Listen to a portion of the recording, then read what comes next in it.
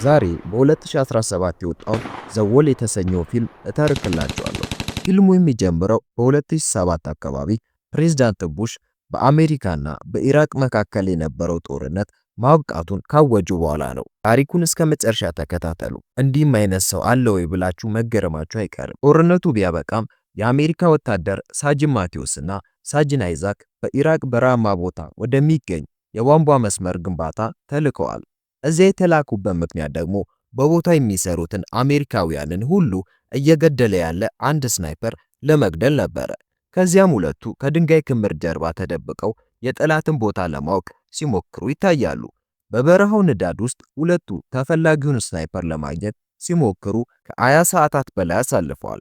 ማቴዎስ ትዕግስቱ እንዳለቀና በቦታው ምንም አይነት የኢራቅ ወታደሮች እንደሌሉ ይናገራል። በመቀጠል የወደቁትን የሰራተኞች አስክሬን በመመልከት ቦታው የተጠቃው ተልኳቸውን ባጠናቀቁ የኢራቅ ወታደሮች መሆን አለበት ብሎ ይደመድማል።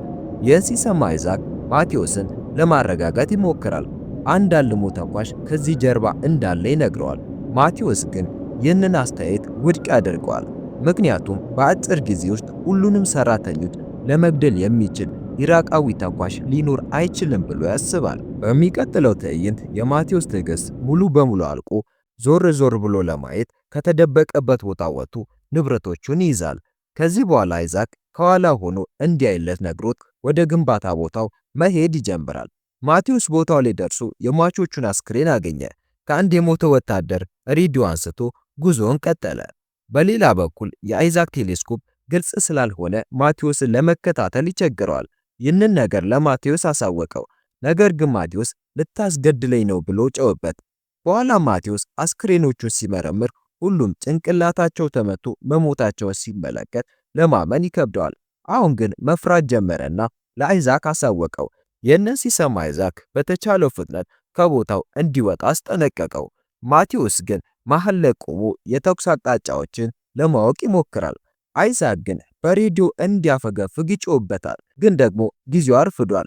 ተኳሹ ማቴዎስን ሆዱ ላይ ተኩሶ መታው። ይህን ሲመለከት አይዛክ ጥይቶቹን እያመለጠ በዚግዛግ መንገድ እየሮጠ ባልደረባውን ለማዳን ይመጣል። ነገር ግን እሱ ራሱ እግሩ ላይ በጥይት ይመታል። በዚህ ምክንያት ማቴዎስን መሬት ላይ ትቶ በአንድ ግድግዳ ጀርባ ለነፍሱ ተደበቀ። ይህ በእንዲህ እንዳለ ማቴዎስ አይዛክ የእርዳታ ቡድን እንዲጠራ ይነግረዋል። አይዛክ ደግሞ በቀኝ እግሩ ላይ ያለውን ደሙን ለማስቆም ቀበቶ ለመጠቅለል ይሞክራል። ብዙም ሳይቆይ ሬዲዮ አውጥቶ ለማውራት ቢሞክርም ሬዲዮ ምንም አይነት ፍሪኩዌንሲ አላገኘም። ሲጣራ ሬዲዮ በጥይት እንደተመታና አንቴናው መጎዳቱን አየ። በተመሳሳይ ጊዜ ማቴዎስ ተኳሹን እንዲመለከትለት አይዛክን ይጠይቀዋል። አይዛክ ግን ከተንቀሳቀስክ እንደገና ይመታል በማለት ሊያስቆመው ይሞክራል። ይህ ቢሆንም ማቴዎስ ጠመንጃውን ለመያዝ ያደረገው ሙከራ ሳይሳካ ቀርቶ በህመምና በደም መፍሰስ ምክንያት ራሱን ይስታል። አይዛክ ምንም ማድረግ እንደማይችሉ ስለገባው እግሩ ላይ ያለውን ጥይት ለማውጣትና ቁስሉን ለመጠቅለል ይወስናል። ከዚህ በኋላ አይዛክም ራሱን ይስታል። በቀጣዩ ትዕይንት አይዛክ ሲነቃ ከሬዲዮ ኤርፎ ውስጥ ድምጽ ሲመጣ ይሰማል። የእርዳታ ቡድን ከእርሱ ጋር ለመገናኘት እየሞከረ ያለም ይመስላል። ይህን ነገር አይዛክን አስደስቶት ወዲያውኑ ድጋፍና የህክምና አቅርቦቶችን ይጠይቃል። የህክምና አቅርቦቶችን ለማድረስ ያለበትን ቦታ እንዲገልጽ ሲጠይቀው መጠራጠር ጀመረ። ጭራሽ ትክክለኛ ቦታውን እንዲያገኙ አይዛክ እንዲነሳና ወደ አየር እንዲተኩስ ይጠይቀዋል። ይህንን ሲሰማ አይዛክ አነጋገሩን በትኩረት ይከታተልና ሰውየው የአሜሪካ ወታደር ሳይሆን የኢራቅ ስናይፐር መሆኑን አወቀበት። የተኳሹ ማንነት ቢጋለጥም ተኳሹ ግን ስለ አይዛክ ማወቅ ስለሚፈልግ ማውራቱን ቀጠለ። መጀመሪያ ላይ አይዛክ ጥያቄውን ባይቀበልም ተኳሹ ግን ማቴዎስ ላይ እንደገና እንደሚተኩስና እንደሚገድለው ሲያስፈራራው አይዛክ ይስማማል። ተኳሹ ማውራት እንዲጀምር ይጠይቀዋል። ይህንን አጋጣሚ በመጠቀም ተኳሹ የተደበቀበትን ቦታ ለማስላት መሬት ላይ ካርታ መሳል ይጀምራል። ተኳሹ ለአይዛክ አገሩን ለማዳን እየሞከረ ያለ ተራ ኢራቃዊ ዜጋ መሆኑን ይነግረዋል። ተኳሹ ደግሞ አይዛክን ስለ ቤተሰቡ እንዲያወራ ይጠይቀዋል። ነገር ግን አይዛክ ጥያቄው በጣም የግል ጉዳይ ነው በማለት አላውራም አሻፈረኝ ይላል። ነገር ግን መልሶ አይዛክ ተኳሹን አገራችሁን ለማሳደግ የሚሰሩትን አሜሪካውያንን ትገድላላችሁ ብሎ ይከሰዋል። ይህንን ሲሰማ ተኳሹ ገንዘቡ ለኢራቅ ሳይሆን ለአሜሪካ የሚላክ መሆኑን እንደሚያውቅ ይመልስለታል። በኋላ አይዛክ ስለራሱ ምንም ነገር ሳይናገር ሲቀር ተኳሹ እንደገና ማቴዎስ ላይ ተኩሶ እንደሚገድለው አስፈራራው። ከጥቂት ቆይታ በኋላ አይዛክ ከጠርሙዝ ውስጥ ውሃ ለመጠጣት ይሞክራል። ነገር ግን በጥይት የተፈጠረ ቀዳዳ አገኘ። ተኳሹም የአይዛክን ሁኔታ ያውቃል። ምክንያቱም ሆን ብሎ የውሃ ጠርሙዙን፣ የሬዲዮ አንቴናውንና ጉልበቱን እንደመታ ይነግረዋል። ይህን ሁሉ ያደረገው ደግሞ አይዛክ ከቦታው መሸሽ እንዳይችል ለማድረግ እንደሆነ ይነግረዋል። እንደውም አይዛክ በጉልበቱ ላይ ከባድ ደም መፍሰስ ስላለበት ከመንጋቱ በፊት ትሞታለህ ይለዋል። በሚቀጥለው ትዕይንት አይዛክ ተኳሹ እየተጠቀመበት ያለውን ስናይፐር ለማወቅ ይሞክራል። አሸባሪ ነህ ብሎ ጠራው። ነገር ግን እሱ አይዛክ ራሱ በማያውቀው ሀገር ጠመንጃ ይዞ ሰዎችን እየገደለ መሆኑን ያስታውሰዋል። በቴሌስኮፕ ከተመለከተ በኋላ ተኳሹ በቆሻሻ ክምር ውስጥ እንደተደበቀ ደረሰበት። እናም ስናይፐሩ ጁባ መሆኑን ይናገራል። ነገር ግን ተኳሹ ጁባ አይደለውም ብሎ ካደ። ተራ ኢራቃዊ ሰው ነኝ ይላል። ይህን ሲሰማ አይዛክ አስታወሰና ተኳሹ በመጀመሪያ የአሜሪካ ወታደር እንደነበረ በኋላም እንደከዳቸው ይነግረዋል። ተኳሹ እንደገና ይህንን ነገር ውድቅ ያደርገዋል። ብዙም ሳይቆይ አይዛክ ከድርቀትና ከድካም የተነሳ መሬት ላይ ይወድቃል። ከተወሰነ ደቂቃ በኋላ አይዛክ የራስ መከላከያውንና ጃኬቱን በመጠቀም በእንጨት ላይ በማድረግ ተኳሹን ለማታለል ያቅዳል። እንዳለመታደል ሆኖ ተኳሹ ግን አይታለልለትም። ምንም አማራጭ ስለሌለው አይዛክ በአቅራቢያው ወደሚገኝ የሞተ ወታደር ቦርሳ ውስጥ ጠቃሚ ነገር ለማግኘት ራስን የማጥፋት ሩጫ ይሮጣል። ነገር ግን ተመልሶ ሲመጣ ቴሌስኮፑ እንደተጎዳና ተኳሹን መመልከት እንደማይችል ገባው። ይህ በእንዲህ እንዳለ ማቴዎስ በሕይወት እንዳለ ሰማ። ማቴዎስ ከኪሱ የሚያብረቀርቅ አርማ አውጥቶ የቆሻሻውን ክምር ይመለከታል።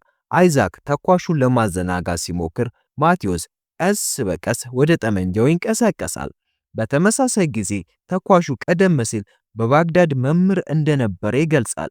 ነገር ግን ተማሪዎቹ በአሜሪካ ጥቃት ከተገደሉ በኋላ ለመበቀል እንደወሰነ ነገረው። ይህ በእንዲህ እንዳለ ተኳሹ አይዛክ የተበላሸውን ቴሌስኮፕ እስካሁን ለምን እንደያዘ ይጠይቀዋል። አይዛክ ግን መልስ አልሰጠውም። ተኳሹ አሁንም ማቴዎስን እንደሚገድለው ዛተበት። ከዚያም አይዛክ ቴሌስኮፑ የጓደኛው የዲን መታሰቢያ እንደሆነ ነገረው። ይህ በእንዲህ እንዳለ ማቴዎስ ጠመንጃውን አስቀምጦ የቆሻሻው ክምር ላይ በጭፍን ያነጣጠራል። ማቴዎስ በግምት ብዙ ጊዜ ቢተኩስም ስናይፐሩ መልሶ ተኩሶ ትከሻው ላይ መታው።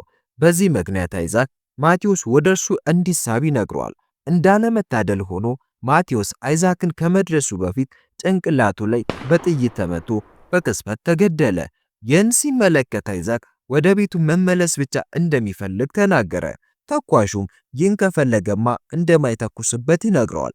ከጥቂት ቆይታ በኋላ ተኳሹ ጦርነቱ ቢያበቃም አይዛክ አሁንም እዚህ ምን እንደሚሰራ ይጠይቀዋል። እየተነጋገሩ እያለ ከሬዲዮ ማሰራጫው አንዳንድ ድምጾች ይመጣሉ። ወዲያው ወደ ሬዲዮ ተጠግቶ ከእርዳታ ቡድኑ ጋር ለመገናኘት ይሞክራል። ነገር ግን ለሱ መጥፎ ዕድል ነበር። ሬዲዮ በጣም ከመጎዳቱ የተነሳ የሚደረገውን ንግግር መስማት እንጂ ለእርዳታ መጠየቅ አይችልም። ምክንያቱም እነሱ ሊሰሙት አይችሉ። በድንገት ተኳሹ እርዳታ ለመጠየቅ የአይዛክን ስም ሲጠቀም ሰማ። ተኳሹ ሁል ጊዜ ከአሜሪካውያን ሬዲዮ ጋር ሲገናኝና ተጨማሪ እርዳታ ሲጠይቅ እንደነበረ በመጨረሻ ለአይዛክ ግልጽ ሆነለት።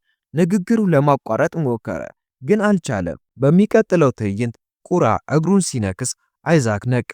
በሆነ መንገድ የማቴዎስን ጠመንጃ ጎትቶ በቆሻሻ ክምር ውስጥ የተደበቀውን ተኳሽ አነጣጠረበት። በዚያን ጊዜ ሄሊኮፕተሮቹ እየተቃረቡ ነበር።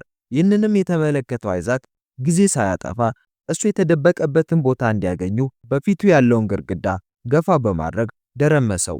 በሚፈጠረው አቧራ እሱ ማየት ይችላሉ። ተኳሹም አይዛክን ለማየት ቢሞክርም ከወደቀው ግድግዳ ላይ በተነሳው አቧራ ምክንያት እሱን ለማግኘት አልቻለም። በዚህ መሃል ግን አይዛክ የተኳሹን ቦታ ካገኘ በኋላ ተኮሰበት። ነገር ግን ጥይቱ ኢላማውን መምታት አለመምታቱን ማረጋገጥ አልቻለም። ምክንያቱም ቦታው በአቧራ ተሸፍኗል። ለማወቅ ከቦታው ላይ ቆመ።